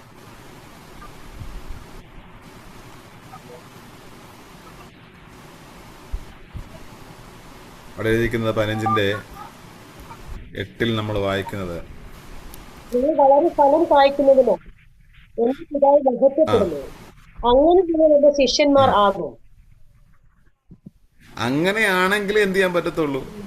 ശിഷ്യന്മാരാകത്തുള്ളൂ. എങ്ങനെ? ഫലം കായ്ച്ചും കൊണ്ട് ദൈവത്തിന് മഹത്വത്തിന് കാരണമായി തീരുമ്പോൾ. നിങ്ങൾ വളരെ ഫലം കായ്ക്കുന്നതിനാൽ എൻ്റെ പിതാവ് മഹത്വപ്പെടുന്നു. അങ്ങനെ പിതാവിന് മഹത്വം ഉണ്ടാകുമ്പോൾ മാത്രമേ നിങ്ങൾ എന്ത് ചെയ്യുന്നുള്ളൂ? എൻ്റെ ശിഷ്യന്മാരാകുന്നുള്ളൂ. അപ്പോൾ നമ്മുടെ പ്രവൃത്തിയുടെ ദൈവത്തിന് മഹത്വം ഉണ്ടാകുന്ന കാര്യങ്ങൾ, അല്ലെങ്കിൽ ഏത് രീതിയിലും, ഇപ്പോൾ ഞാൻ പറയുമ്പോൾ ഒന്നും തോന്നരുത്, നമ്മളൊരു മീറ്റിങ്ങിന് ഒരു മീറ്റിംഗ് അതൊരു പോസ്റ്റർ അടിക്കുന്നു. അപ്പോൾ പോസ്റ്റർ അടിക്കുമ്പോൾ പണ്ടൊരു ഞാൻ ഫ്ലയറൊക്കെ ഡിസൈൻ ചെയ്യാറുണ്ട്, പോസ്റ്ററൊക്കെ ഡിസൈൻ ചെയ്യാറുണ്ട്. അപ്പോൾ ഒരിക്കലും എന്നോട് ഒരാൾ പോസ്റ്റർ ഡിസൈൻ ചെയ്യുന്ന കാര്യം പറഞ്ഞപ്പോൾ എന്നോട് പറഞ്ഞു, അപ്പോൾ ഞാൻ ഫ്രീ ആയിട്ടാണ് ഡിസൈൻ ചെയ്ത് കൊടുക്കുന്നത്. അപ്പോൾ പറഞ്ഞു, പക്ഷേ എൻ്റെ ഫോട്ടോ എടുത്ത് കാണിക്കത്തക്ക രീതിയിൽ ഇച്ചിരി മുന്നോട്ട് എന്ത് ചെയ്യണം? നിൽക്കണം. അപ്പം ഞാൻ ആദ്യം 2-3 പേരുടെ ഫോട്ടോ ആയിരുന്നു. ആ ഫോട്ടോ എല്ലാം ഒരുപോലെയാണ് വെച്ച് വിട്ടത്. അപ്പം അദ്ദേഹം എന്നോട് തിരിച്ചു പറഞ്ഞു, പക്ഷേ എൻ്റെ ഫോട്ടോ കുറച്ച് മുന്നോട്ട് എടുത്ത് കാണിക്കണം, അതിൻ്റെ ഹൈലൈറ്റ് ചെയ്യുന്ന രീതിയിൽ എന്ത് ചെയ്യണം? നിൽക്കണം. എന്നുവെച്ചാൽ ലീഡ് ചെയ്യുന്നത് ഞാനായതുകൊണ്ട് എൻ്റെ ആ ഫോട്ടോ എന്ത് ചെയ്യണം, കുറച്ച് വലുതായിട്ട് നിൽക്കണം എന്നോട് പറഞ്ഞു. ഞാൻ അതുപോലെ ചെയ്തു കൊടുത്തു. എന്നാൽ അദ്ദേഹത്തുള്ള ആ ബഹുമാനത്തിൽ അദ്ദേഹം പറഞ്ഞതായതുകൊണ്ട് ഞാൻ ചെയ്തു. പക്ഷേ ദൈവത്തിൻ്റെ വചനം പറയുന്നത് മഹത്വം എപ്പോഴും ഒരു ശിഷ്യനെന്ന നിലയിൽ നമ്മുടെ ലക്ഷ്യമെന്ന് പറയുന്നത് കർത്താവിനായിരിക്കണം മഹത്വം വരിക. നമ്മുടെ മഹത്വം വരാനോ നമ്മുടെ പേര് വരാനോ അല്ലെങ്കിൽ നമ്മൾ ആരോ ആണോന്നോ കാണിക്കാനല്ല ആമേൻ സ്തോത്രം ശ്രമിക്കേണ്ടത്. കർത്താവിൻ്റെ നാമം മഹത്വപ്പെടും. ഇവിടെ എഴുതിയിരിക്കുന്നത് എങ്ങനെയാണ്, നിങ്ങൾ വളരെ ഫലം കായ്ക്കുന്നുള്ള എൻ്റെ പിതാവ് മഹത്വപ്പെടുന്നു, അങ്ങനെ നിങ്ങൾ എൻ്റെ എന്ത് ചെയ്യും, ശിഷ്യന്മാരാകും. നമ്മുടെ ഈ പ്രവൃത്തിയിലും ദൈവത്തിന് മഹത്വം വരിക എന്ന് പറഞ്ഞു കഴിഞ്ഞാൽ നമ്മുടെ ഒരു പ്രവൃത്തിയെ കണ്ടിട്ട് വേറൊരാൾ എന്ത് ചെയ്യാൻ പാടില്ല, ആ ദൈവനാമത്തിന് വിരോധമായി സംസാരിക്കാൻ പാടില്ല.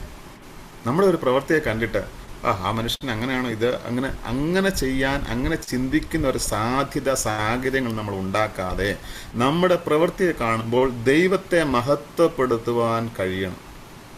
അല്ലെങ്കിൽ കാണുന്ന ഒരു വ്യക്തി, അല്ലെങ്കിൽ അവിശ്വാസിയായ ഒരു വ്യക്തി, അല്ലെങ്കിൽ മറ്റൊരു വ്യക്തി, ഒരു തേർഡ് പാർട്ടി നമ്മുടെ പ്രവൃത്തി കാണുമ്പോൾ ദൈവത്തെ മഹത്വപ്പെടുത്തുന്നെങ്കിൽ നാം ഫലം കായ്ക്കുന്നവരാണ്.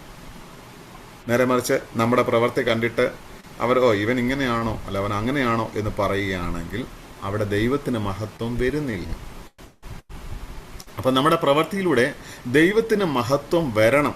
അങ്ങനെ ദൈവത്തിന് മഹത്വം വന്നാൽ നിശ്ചയമായും നമ്മൾ എന്ത് ചെയ്യുന്നു, ദൈവത്തെ മഹത്വപ്പെടുത്തുന്നവരുടെ കൂട്ടത്തിലായിത്തീരുന്നു, അല്ലെങ്കിൽ നമ്മുടെ ശിഷ്യന്മാരുടെ കൂട്ടത്തിൽ ആയിത്തീരുന്നു. Price the Lord, hallelujah. അപ്പോൾ ദൈവസന്നിധിയിലേക്ക് നാം കടന്നു വരുന്ന, നമ്മളെ വിളിച്ചിരിക്കുന്ന ദൈവം എന്താണ് ആയിരിക്കുന്നത്, ഗുരുവിനെ പോലെ ആകുക എന്നുള്ളതാണ് നമ്മൾ. Price the Lord. യേശു ഇങ്ങനെ പറഞ്ഞല്ലോ. യേശു യോഹന്നാൻ സുവിശേഷം 13-ാം അധ്യായത്തിൽ നമ്മൾ വായിക്കുമ്പോൾ ഇങ്ങനെ പറഞ്ഞു, നിങ്ങൾ എന്നെ ഗുരുവെന്നും കർത്താവെന്നും വിളിക്കുന്നു. നിങ്ങൾ പറഞ്ഞത് ശരിയാണ്. കാരണം ഞാൻ എന്താണ്, ഞാൻ അങ്ങനെ തന്നെ ആണ്. സ്തോത്രം. ആ വാക്യം ഒന്ന് വായിക്കാമോ? യോഹന്നാൻ സുവിശേഷം 13:14 അവിടെ എഴുതിയിരിക്കുന്നത്, ഗുരുവെന്നും കർത്താവെന്നും വിളിക്കുന്നു. കൊണ്ട് നിങ്ങൾ പറയുന്നത് ശരി. കർത്താവും ഗുരുവുമായ ഞാൻ നിങ്ങളുടെ കാൽ കഴുകി എങ്കിൽ നിങ്ങളും തമ്മിൽ കാൽ കഴുകേണ്ടതാകുന്നു. അപ്പൊ ഇവിടെ കർത്താവ് പറയുന്നത്, സ്തോത്രം, ഞാൻ എന്താണ്, ഞാൻ അങ്ങനെ തന്നെ ആകുന്നത് കൊണ്ട് നിങ്ങൾ പറയുന്നത് ശരിയാണ്. നിങ്ങൾ എന്താണോ പറയുന്നത് അതുപോലെ തന്നെ ആണ്. അപ്പോൾ നമ്മളെ സംബന്ധിച്ച് നോക്കിയാൽ നമ്മൾ പറയുന്നത് വാസ്തവത്തിൽ അങ്ങനെ തന്നെയാണോ? നാം ശിഷ്യനെന്ന് പറയുമ്പോൾ വാസ്തവത്തിൽ നമ്മൾ അങ്ങനെ തന്നെയാണോ? ഞാൻ യേശുവിൻ്റെ ശിഷ്യനാണെന്ന് പറയുമ്പോൾ വാസ്തവത്തിൽ നമ്മൾ അങ്ങനെ തന്നെയാണോ? ഞാൻ വിശ്വാസിയാണെന്ന് പറയുമ്പോൾ വാസ്തവത്തിൽ നമ്മൾ അങ്ങനെ തന്നെയാണോ? ഞാൻ യേശുവിനെ സ്നേഹിക്കുന്നു എന്ന് പറയുമ്പോൾ വാസ്തവത്തിൽ നമ്മൾ അങ്ങനെ തന്നെയാണോ? യേശു പറയുന്നത്, നിങ്ങൾ എന്നെ ഗുരു എന്ന് വിളിക്കുമ്പോൾ ശരിയാണ്, നിങ്ങൾ പറഞ്ഞത് ശരി. കാരണം എന്താണ്, ഞാൻ അങ്ങനെ തന്നെയാണ്. എന്നാൽ അതേ കാര്യം നമ്മുടെ ലൈഫിലേക്ക് നോക്കിക്കൊണ്ട് നമ്മൾ പറയാണ്, ഞാൻ ഒരു വിശ്വാസിയാണ് എന്ന് പറയുമ്പോൾ ആ പറയുന്ന വാക്കിനനുസരിച്ച് തന്നെയാണോ നമ്മൾ എന്നുള്ളതൊരു മഹത്വപൂർണമായ കാര്യമാണ്, നാം ചിന്തിക്കേണ്ട കാര്യമാണ്. Price the Lord, hallelujah. അപ്പോൾ നമ്മുടെ ജീവിതത്തിൽ നമുക്കൊരു ക്രിസ്ത്യാനിയായി അല്ലെങ്കിൽ ഒരു ശിഷ്യനായി തീരണമെങ്കിൽ ഒരു 5 കാര്യങ്ങൾ നമ്മുടെ ലൈഫിൽ നമ്മൾ അപ്ലൈ ചെയ്യാം. 5 കാര്യങ്ങൾ ഞാനതിപ്പോൾ പറയുന്നില്ല, പിന്നെ എപ്പോഴെങ്കിലും സമയം കിട്ടുവാണെങ്കിൽ തീർച്ചയായും നിങ്ങൾ പറയാം. ഒന്ന്, ഞാൻ പറഞ്ഞല്ലോ, ട്രെയിനിങ് നമുക്ക് ആവശ്യമാണ്. എങ്ങനെയുള്ള ട്രെയിനിങ്ങാണ് നമുക്ക് ആവശ്യം? ദൈവസന്നിധിയിൽ ഇരുന്നുള്ള, കർത്താവിനോട് ചേർന്ന് നടന്നുകൊണ്ടുള്ള ഒരു ട്രെയിനിങ്, കർത്താവിനോട് കൂടെ നടന്നുകൊണ്ടുള്ള ട്രെയിനിങ്, കർത്താവിനോടൊപ്പം നടന്നുകൊണ്ടുള്ള ട്രെയിനിങ്, അത് നമുക്ക് ആവശ്യമാണ്. ശിഷ്യന്മാർക്ക് അതുണ്ടായിരുന്നു. രണ്ടാമത്തെ ട്രെയിനിങ് എന്ന് പറഞ്ഞാൽ ദൈവവചനത്താലുള്ള ട്രെയിനിങ്, അതും ശിഷ്യന്മാർക്കുണ്ടായിരുന്നു. അവർ ചോദിച്ച് പഠിക്കുന്നു, സംശയങ്ങളെ ദൂരീകരിച്ചിരിക്കുന്നു. അതുകൊണ്ടാണ് ദുരുപദേശത്തിൽ അവൾ പോകാതിരുന്നത്. വചനത്തിലുള്ള ട്രെയിനിങ് ഇല്ലെങ്കിൽ എന്ത് ചെയ്യും, ദുരുപദേശത്തിലേക്ക് പോകും. അപ്പോൾ വചനത്തിലുള്ള ഒരു ട്രെയിനിങ് ഒരു യഥാർത്ഥ ശിഷ്യന് ആവശ്യമാണ്. മൂന്നാമത്തെ ട്രെയിനിങ് എന്ന് പറഞ്ഞാൽ ആത്മാവിലുള്ള ട്രെയിനിങ്, പരിശുദ്ധാത്മാവിലുള്ള ട്രെയിനിങ്, ആത്മാവിനെ അനുസരിച്ച് നടക്കുന്നതിലുള്ള ട്രെയിനിങ്, ആത്മാവിനെ കേൾക്കുന്നതിലുള്ള ട്രെയിനിങ്. പലർക്കും ഇല്ലാത്തൊരു കാര്യമാണ്. ആത്മാവിനെക്കുറിച്ച് അറിയത്തില്ല, ആത്മാവിനെക്കുറിച്ച് കേൾക്കുന്നില്ല, ആത്മാവിൻ്റെ ഉദ്ദേശം അറിയുന്നില്ല, ആത്മാവിനാൽ ജീവിക്കാൻ സാധിക്കുന്നില്ല. സ്തോത്രമല്ലല്ലോ. നാലാമത്തെ എന്ന് പറയുന്നത് കൂട്ടായ്മയിലൂടെയുള്ള ട്രെയിനിങ്, ഫെലോഷിപ്പിലുള്ള ട്രെയിനിങ്, ക്രിസ്തുവിൻ്റെ ജനത്തോട് ഒന്നിച്ചുള്ള ട്രെയിനിങ്, ക്രിസ്തുവിൻ്റെ ജനവുമായി ചേർന്ന് ദൈവസഭയുമായി ചേർന്നുള്ള ട്രെയിനിങ്. അഞ്ചാമത്തെ ട്രെയിനിങ് എന്ന് പറയുന്നത് ആമേൻ, പ്രൈസലോടെ, നമ്മുടേതായ ജീവിതത്തിലെ കുരിശു വഹിക്കുവാനുള്ള ട്രെയിനിങ്. പ്രശ്നങ്ങളുടെ മധ്യത്തിലും പ്രതികൂലങ്ങളുടെ മധ്യത്തിലും ആരുമില്ലാത്ത അവസ്ഥയിലും പത്മോസിൻ്റെ അവസ്ഥയിലും ഒക്കെ ആമേൻ സ്തോത്രം നാം നമ്മെ തന്നെ തയ്യാറാക്കുന്ന ആ ട്രെയിനിങ്, ഇതെല്ലാം ഒരു ശിഷ്യൻ്റെ ജീവിതത്തിലെ അവസ്ഥകളാണ്. ഈ അവസ്ഥയിലൂടെ ഒക്കെ നാം കടന്നു പോകുമ്പോഴാണ് യഥാർത്ഥ ശിഷ്യത്വത്തിൻ്റെ ലേക്ക് നാം എത്തിച്ചേരുവാൻ ഇടയായിത്തീരുന്നത്. സ്തോത്രം, ഹല്ലേലൂയ. നമ്മുടെ ജീവിതത്തിൽ കർത്താവ് നമ്മളെ ആഗ്രഹിക്കുന്നത് എന്താണ്? ഒരു ശിഷ്യൻ ആയിത്തീരുക. കർത്താവ് അതാ പറഞ്ഞ, ഞാൻ നിങ്ങളോട് ആജ്ഞാപിച്ചതെല്ലാം ചെയ്യുവാൻ തക്കവണ്ണം. മത്തായിയുടെ സുവിശേഷം അവസാനത്തിൽ പറഞ്ഞത്, ഞാൻ നിങ്ങളോട് കൽപ്പിച്ചതൊക്കെ പ്രമാണിക്കാൻ തക്കവണ്ണം അവരെ ഉപദേശിക്കുമെന്നാണ് പറഞ്ഞു. അപ്പോൾ ആ യേശു പറഞ്ഞ ഉപദേശങ്ങളെല്ലാം പ്രമാണിക്കുവാൻ ശിഷ്യന്മാർ കടപ്പെട്ടിരിക്കുന്നു. അത് പ്രമാണിക്കുന്നില്ലെങ്കിൽ നാം ശിഷ്യഗണത്തിലേക്ക് വരത്തില്ല. അങ്ങനെ ഈ ദിവസങ്ങളിൽ നമ്മൾക്കൊക്കെ ദൈവം നമ്മളെ സഹായിക്കട്ടെ. നാം കാണുന്നതിനപ്പുറമായി, നാം ചിന്തിക്കുന്നതിനപ്പുറമായി, നാം വിചാരിക്കുന്നതിനപ്പുറമായി ആമേൻ കർത്താവിൻ്റെ ഒരു യഥാർത്ഥ ശിഷ്യനായിരിക്കാൻ കർത്താവ് നമ്മളെ സഹായിക്കട്ടെ. ഞാനൊരിക്കലും സുവിശേഷ വേലയിലേക്ക് വരാൻ ആഗ്രഹിച്ച വ്യക്തിയല്ല, വിശ്വാസിയാകാൻ ആഗ്രഹിച്ചത്. ഒരു വിശ്വാസിയായി ജീവിക്കാനായിരുന്നു എൻ്റെ ആഗ്രഹം. കർത്താവിനെ രക്ഷകനായി സ്വീകരിക്കുമ്പോൾ എൻ്റെ പ്രാർത്ഥന എന്ന് പറയുന്നത് ആരും അറിയാത്ത ഒരു സീക്രട്ട് ക്രിസ്ത്യൻ, അല്ലെങ്കിൽ ആരും അറിയാത്ത ഒരു കർത്താവിന് വേണ്ടി ജീവിക്കുക, ഒരു വിശ്വാസിയായി ജീവിക്കേണ്ട, പക്ഷേ ആരും ഇത് അറിയേണ്ട ആവശ്യമില്ല. അങ്ങനെ ജീവിക്കണമെന്നാണ് ഞാൻ വിചാരിച്ചിരുന്നത്. അതായിരുന്നു എൻ്റെ തീരുമാനം. പക്ഷേ കർത്താവ് എന്നെ അവിടെ നിന്ന് വിളിച്ചിറക്കി ഇങ്ങനെയായി തീർന്നു. എന്ത് ചെയ്യാൻ? സ്വത്രം, അത് ദൈവത്തിൻ്റെ ഹിതം. അപ്പോൾ നമ്മൾ എന്തായിത്തീരണം, എങ്ങനെ ആയിത്തീരണം എന്നുള്ള കർത്താവിൻ്റെ ആഗ്രഹത്തിലെ ഏറ്റവും വലിയൊരു ആഗ്രഹമാണ് നാം ഈ ഒരു യഥാർത്ഥ ശിഷ്യനായിത്തീരുക എന്നുള്ളത്. അതിനുവേണ്ടി കർത്താവ് നമ്മളെ ഏവരെയും സഹായിക്കുമാറാകട്ടെ. ആരെയും പ്രസാദിപ്പിച്ചില്ലെങ്കിലും കർത്താവിനെ പ്രസാദിപ്പിക്കുന്ന ഒരു ജീവിതം നയിക്കാൻ ദൈവം നമ്മളെ ഇടയാക്കട്ടെ. ഒന്നും നേടിയില്ലെങ്കിലും കർത്താവിൻ്റെ ശിഷ്യനായിരിക്കാൻ നമുക്ക് കഴിയട്ടെ. സ്വത്രം, ലോകത്തിലൊന്നും സമ്പാദിച്ചില്ലെങ്കിലും, ആരുടെ മാന്യത നമുക്ക് ലഭിച്ചില്ലെങ്കിലും, ഒരിടത്തും നമ്മുടെ പേര് വന്നില്ലെങ്കിലും, ആരും നമ്മളെ അപ്രീഷിയേറ്റ് ചെയ്തില്ലെങ്കിലും, ആമേൻ സ്തോത്രം, കർത്താവിൻ്റെ ശിഷ്യനായി ഇരിക്കാൻ കഴിഞ്ഞാൽ അതിൽ വലിയ ഭാഗ്യം ഈ ലോകത്തിൽ മറ്റൊന്നുമില്ല എന്ന് ഞാൻ വിശ്വസിക്കുന്നു. നമുക്കെല്ലാവർക്കും അങ്ങനെ ഇടയായി തീരട്ടെ. കർത്താവ് നിങ്ങളെ അനുഗ്രഹിക്കട്ടെ. നൽകിയ സമയത്തിനായി സ്തോത്രം. നിങ്ങളുടെ മീറ്റിങ്ങുകളെല്ലാം അനുഗ്രഹമായി തീരട്ടെ. God bless you. Thank you pastor.